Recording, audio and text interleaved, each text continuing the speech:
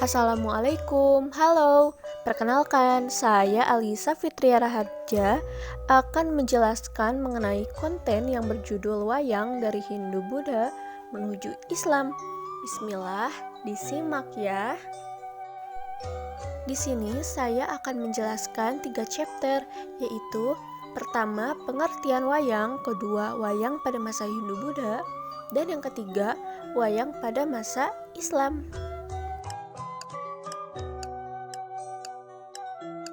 Pengertian wayang. Menurut Kuncharaningrat, kata wayang berasal dari kata mahyang yang artinya menuju kepada roh dewa atau keilahian. Dalam sejarah dan mitologi, seni pertunjukan wayang kulit merupakan sisa-sisa upacara keagamaan orang-orang Jawa pada zaman kuno. Dan pada saat itu, orang Jawa telah mampu membuat benda-benda pemujaan seperti patung-patung sebagai sarana memanggil roh atau arwah nenek moyang yang dinamakan hyang, yang dipercaya dapat memberikan pertolongan dan perlindungan, tetapi terkadang juga menghukum dan mencelakakan manusia. Ada yang mengartikan wayang bermakna bayangan, karena dalam menyaksikan seni pertunjukan wayang, penonton duduk di belakang layar atau yang disebut kelir. Wayang kulit biasanya dimainkan oleh seorang dalang yang menjadi narator dialog dari tokoh-tokoh wayang tersebut. Agar lebih menjiwai, tokoh-tokoh wayang tersebut akan berbeda-beda suara dan logat bahasa, tergantung dengan nama tokoh wayang yang dimainkan. Selain menjadi seni, wayang juga menjadi sarana pengendalian sosial, misalnya dengan kritik sosial yang disampaikan lewat humor, dan juga pada zaman dahulu, wayang ini dijadikan sebagai alat kampanye. Bagi orang Jawa, dunia perwayangan merupakan dunianya sendiri, yaitu dunia Jawa, agar mencerminkan usaha yang memiliki karakteristik dan nilai-nilai simbol kehidupan masyarakat. Karena orang Jawa menilai bahwa wayang mengandung filsafat yang dalam dan memberi peluang untuk melakukan pengajian filsafat dan ajaran keagamaan. Masuknya agama Hindu India ke Nusantara membuat wayang melakukan penyesuaian yang paradigmatis. Wayang mengambil cerita-cerita dari kitab Mahabharata dan Ramayana. Apalagi setelah diterjemahkan ke dalam bahasa Jawa kuno yang bercampur dengan bahasa Sanskerta pada masa Dyah Balitung Raja Mataram I pada tahun 862 hingga 910 Masehi. Wayang semakin membumi di tanah Jawa. Data akurat mengenai sumber-sumber sejarah wayang dapat ditelusuri dari berbagai sumber sejarah, yakni prasasti, kepustakaan Jawa kuno, ataupun relief di candi-candi. Merujuk pada pendapat timur, sumber sejarah wayang bisa diambil dari prasasti dan kepustakaan Jawa kuno. Yang pertama, prasasti yang menyebabkan adanya penggunaan nama Mawayang adalah prasasti pada zaman Prabu Dyah Balitung tahun 829 Saka atau 709 Masehi. Prasasti lain yang mengidentifikasikan digunakannya kata wayang dengan nama ringgit adalah prasasti Jaha tahun 762 Saka atau 840 Masehi.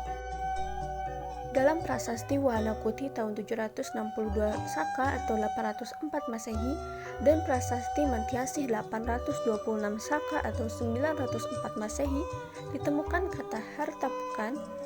Nah, dalam prasasti Candi Perot tahun 772 Saka atau 850 Masehi ditemukan kata manepel.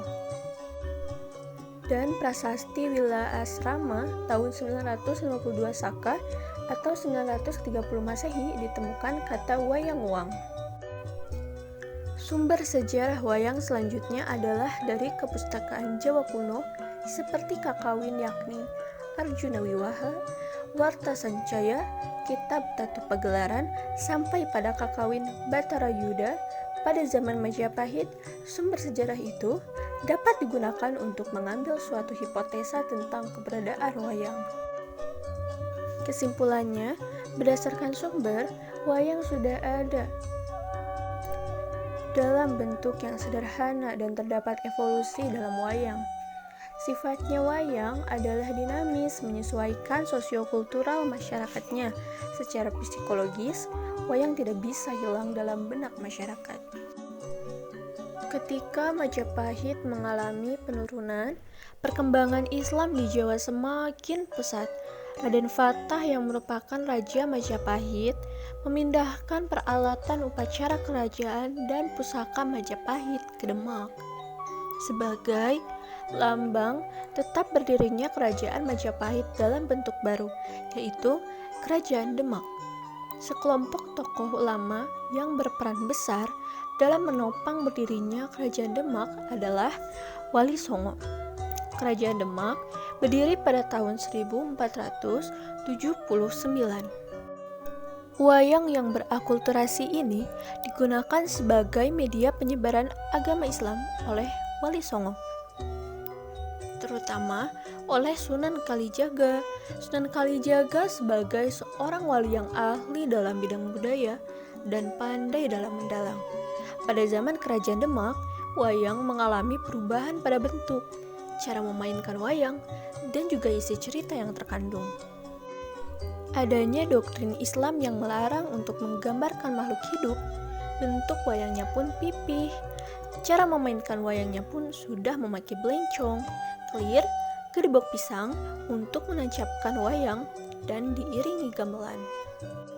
Pada zaman Demak, pertunjukan wayang digunakan sebagai media dakwah penyebaran agama Islam, alat pendidikan, dan juga hiburan. Cerita yang diambilnya pun berasal dari cerita Babad, yaitu Wiracarita Ramayana atau Mahabharata versi Indonesia dengan cerita yang berisi ajaran agama Islam. Alasan Wali Songo menggunakan wayang sebagai media dakwahnya adalah karena pertunjukan wayang kulit telah dikenal oleh masyarakat Jawa, bahkan sebelum Islam datang dan berkembang di Jawa. Dan juga mereka menggemari kesenian seperti pertunjukan wayang dan adanya penjelasan dari kitab Tantu yang mengurai bagaimana terhormat dan dijunjung tingginya seorang dalang. Melihat kedudukan wayang yang sakral dan dalang yang memainkannya, maka para wali memperoleh inspirasi untuk menggunakan wayang sebagai media dakwah. Dengan menjadi dalang, maka memudahkan para wali dalam menyampaikan ajaran Islam. Dalam dakwahnya, para wali menerapkan metode al-hikmah, yaitu sistem berdakwah yang sederhana. Sedikit kesimpulan yang akan saya paparkan berdasarkan konten ini. Wayang sebagai manifesto kebudayaan Jawa nyatanya memang dikenal sebagai produk adaptif yang memiliki haluan besar garis cerita pada epos Hindu Ramayana dan Mahabharata. Artinya, pada sisi fundamentalnya, wayang bahkan syarat akan ajaran Hindu yang berujung pada teologi politeisme. Kendati demikian, Wali Songo sebagai penggerak dakwah pada abad ke-14 di tanah Jawa tidak lantas memberangus kesenian yang syarat akan makna, tapi melalui proses akulturasi. Justru kenyataan tentang adanya politeisme yang mendominasi gubahan cerita Ramayana dan Mahabharata menjadi panggung bagi Wali Songo, khususnya Sunan Kalijaga, dalam melakukan improvisasi kesenian wayang secara kreatif dan inovatif. Cipta rasa dan karsa yang dihadirkan dalam kesenian wayang pada akhirnya menjadi pendobrak teologis masyarakat Jawa saat itu. Dengan menjadi media desakralisasi simbol politeisme, satu dari banyak hal yang dilakukan adalah dengan melakukan restrukturisasi gubahan silsilah dewa Hindu yang berorientasi pada inti ajaran Trimurti menjadi silsilah wayang yang berpusat pada Nabi Sis kemudian Nabi Adam, yang merupakan representasi simbol tauhid bahwa Tuhan tidak beranak dan diperanakan sesuai dengan ajaran yang ada di Al-Quran. Perubahan silsilah wayang dan dakwah dilakukan secara persuasif oleh Wali Songo tanpa sedikit pun memunculkan konflik di tengah masyarakat, apalagi sampai adanya pertumpahan darah. Terima kasih. Assalamualaikum warahmatullahi wabarakatuh.